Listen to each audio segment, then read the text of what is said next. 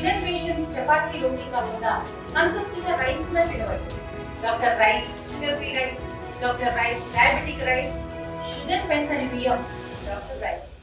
ఉభయ గోదావరి జిల్లాలకు సంబంధించి నిషేధిత డ్రగ్స్ అమ్మకాలు ఇప్పుడు జిల్లా వ్యాప్తంగా కూడా చర్చనీయాంశం అవుతున్నాయి. మెడికల్ షాపులు ఏవైతున్నాయో హోల్సేల్, రిటైల్ మెడికల్ షాపులు ఏవైతుంటే జిల్లా వ్యాప్తంగా ఆ మెడికల్ షాపుల్లో నిషేధిత డ్రగ్స్ అంటే గర్భస్రావానికి సంబంధించిన డ్రగ్స్ కావచ్చు, లేదా వయాగ్రాకు సంబంధించిన డ్రగ్స్ కావచ్చు, ఇవన్నీ కూడా అధిక ధరలకు అమ్ముతున్నారు. గుట్టు చప్పుడు కాకుండా ఎటువంటి బిల్లులు లేకుండా ఈ మందులు అమ్ముతున్నారు అనేది ఇప్పుడు జిల్లా వ్యాప్తంగా కూడా చర్చనీయం అవుతుంది. నిన్న శుక్రవారం జరిగినటువంటి తనిఖీల్లో భాగంగా జిల్లాకు సంబంధించిన డ్రగ్స్ అధికారి అలీ చేసినటువంటి తనిఖీలు లేకుండా బుట్టాయిగూడెంలో ఒక ప్రైవేటు మెడికల్ షాప్లో తనిఖీలు చేస్తుండగా అక్కడికి ఆ షాప్ దగ్గరకు ఒక మాస్క్ పెట్టుకున్నటువంటి వ్యక్తి వచ్చి బైక్ మీద వచ్చి అక్కడ నిషేధిత డ్రగ్స్ అక్కడ షాపు యజమానులకు అమ్ముతుండగా అతను డెడ్ హ్యాండెడ్గా పట్టుకున్న పరిస్థితి. ఇప్పుడు ఈ వ్యవహారం అంతా కూడా జిల్లా వ్యాప్తంగా కూడా చర్చనీయాంశం అవుతుంది. అతను తీసుకొచ్చినటువంటి డ్రగ్స్ ఏవైతే ఉంటాయి ఇవి వయాగ్రాకు సంబంధించి కావచ్చు, లేదంటే గర్భస్రావానికి సంబంధించిన ట్యాబ్లెట్లను అక్కడ విక్రయిస్తున్నట్టు కూడా తెలుస్తూ ఉంది. మొత్తం అతని వద్ద నుంచి సమాచారం తీసుకొని తర్వాత రోజు అంటే నిన్న కూడా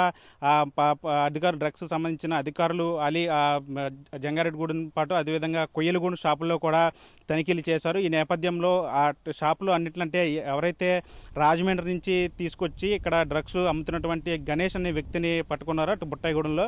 అతని వద్ద నుంచి తీసుకున్న సమాచారం మేరకు అతని వద్ద ఉన్నటువంటి లిస్టులన్నింటిలో కూడా అతని వద్ద ఉన్నటువంటి మెడికల్ షాప్ లిస్టులకు సంబంధించి తనిఖీలు చేపట్టగా నిన్న కూడా శనివారం మటుకు కొయ్యలగూడెంలో ఒక మెడికల్ షాప్లో కూడా తనిఖీలు చేస్తుండగా ఈ వ్యవహారం అంతా కూడా బయటకు వచ్చింది. మొత్తం ఆ షాప్లో దాదాపు అంటే బాక్సుల కొద్దీ కూడా ఈ వయాగ్రా ట్యాబ్లెట్లు కావచ్చు, లేదంటే గర్భస్రావానికి సంబంధించిన ట్యాబ్లెట్లు కూడా షీట్లన్నీ కూడా అంటే ఎటువంటి రికార్డులు లేకుండా వాటిని కనీసం బిల్లులు లేకుండా కూడా ఎటువంటి ఆర్థిక ట్రాన్సాక్షన్ కూడా జరగకుండా వాటిని నిషేధితంగా అమ్ముతున్నట్టు కూడా తెలుస్తూ ఉంది.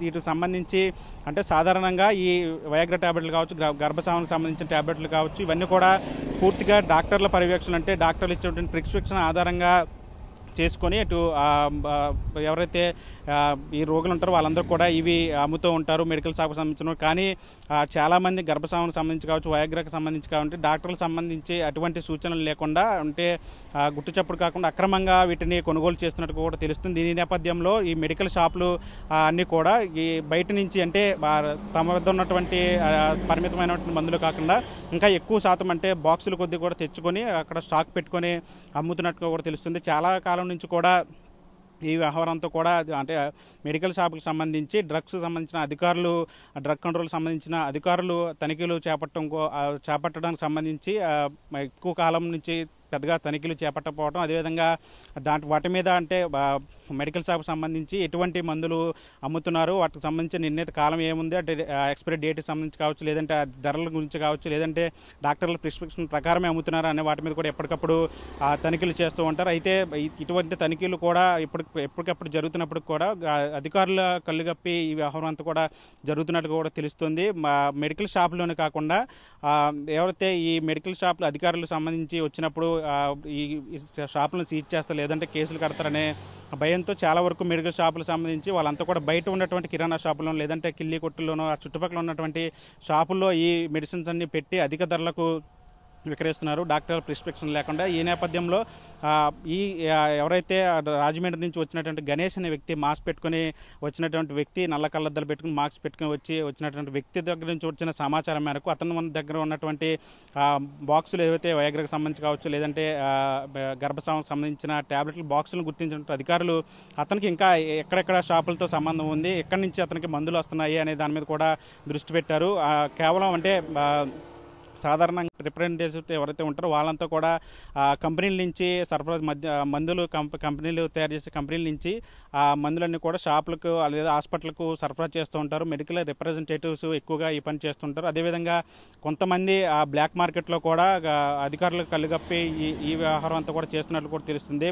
ఎక్కువ ధరలకు ఈ ట్యాబ్లెట్లను విక్రయించడానికి బ్లాక్ మార్కెట్ను ప్రధానంగా ఎంచుకున్నట్టు కూడా తెలుస్తుంది. ఈ నేపథ్యంలో హైదరాబాద్ నుంచి ఎక్కువగా ఈ మందులన్నీ కూడా వస్తున్నట్టుగా గుర్తించాడు. రాజమండ్రికి చెందినటువంటి గణేష్ అనే వ్యక్తికి హైదరాబాద్ నుంచి ఎటువంటి లింకులు ఉన్నాయి, అక్కడ ఎవరు ఇతనికి సపోర్ట్ చేశారు, ఆ మందులన్నీ కూడా అతనికి ఎక్కడి నుంచి వస్తున్నాయి, హైదరాబాద్లో కూడా ఇతనికి సంబంధించి ఇంకా లింకులు ఉన్నాయా, లేదంటే గణేష్ ఒక్కడైనా ఈ జిల్లాలకు సంబంధించి ఇంకా ఎంతమంది ఉన్నారనే దాని మీద కూడా అధికారులు దర్యాప్తు చేస్తున్నారు. ఇప్పటికైతే జిల్లా వ్యాప్తంగా కూడా అటు కొయ్యలగూడెం ఒక షాప్లో ఈ నిషేధిత డ్రగ్స్ ఏవైతే ఉన్నాయో వయాగ్రా కావచ్చు, లేదంటే ఈ గర్భస్రావానికి సంబంధించిన ట్యాబ్లెట్స్ సంబంధించిన అవన్నీ కూడా ఇప్పుడు చర్చనీయాంశం అవుతున్నాయి. అధిక ధరలకు విక్రయించడం అంటే అనధికారికంగా యూత్ వీటిని ఎక్కువగా ఉపయోగిస్తూ ఉంటారు.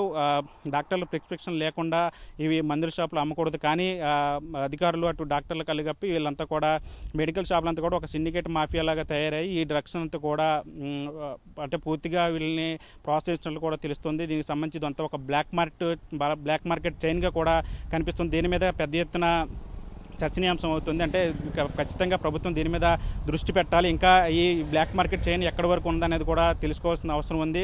ఆ మందులు అసలు ఎక్కడి నుంచి వస్తున్నాయి, ఏ కంపెనీ నుంచి వీళ్ళు కొనుగోలు చేస్తున్నారు, వాళ్ళకి పరిమితులు ఎలా వచ్చాయి, వాళ్ళు ఆ డ్రగ్స్ కంపెనీలకు సంబంధించి వీళ్ళకి ఎలా సప్లై చేస్తున్నారు, అక్కడి నుంచి హైదరాబాద్ నుంచి ఇక్కడి వరకు ఎలా తీసుకొచ్చి మందులన్నీ కూడా రూరల్ ప్రాంతాల్లో ఏజెన్సీ ప్రాంతాల వరకు కూడా ఈ బ్లాక్ మార్కెట్ చైన్ అంతా కూడా విస్తరించిందంటే దీనికి సంబంధించి బ్యాక్గ్రౌండ్లో ఇంకా చాలా పెద్ద నెట్వర్క్ ఉన్నట్టు కూడా తెలుస్తుంది. దీని మీద ఎప్పటికైనా సరే అధికారులు చర్యలు తీసుకోవాలని దృష్టి పెట్టాలని చెప్తున్నారు. మరోవైపు జిల్లా వ్యాప్తంగా ఇటువంటి నిషేధిత మందులు అమ్మేటువంటి షాపులు ఏవైతే వాటన్ని కూడా సీజ్ చేయడం కూడా పెద్ద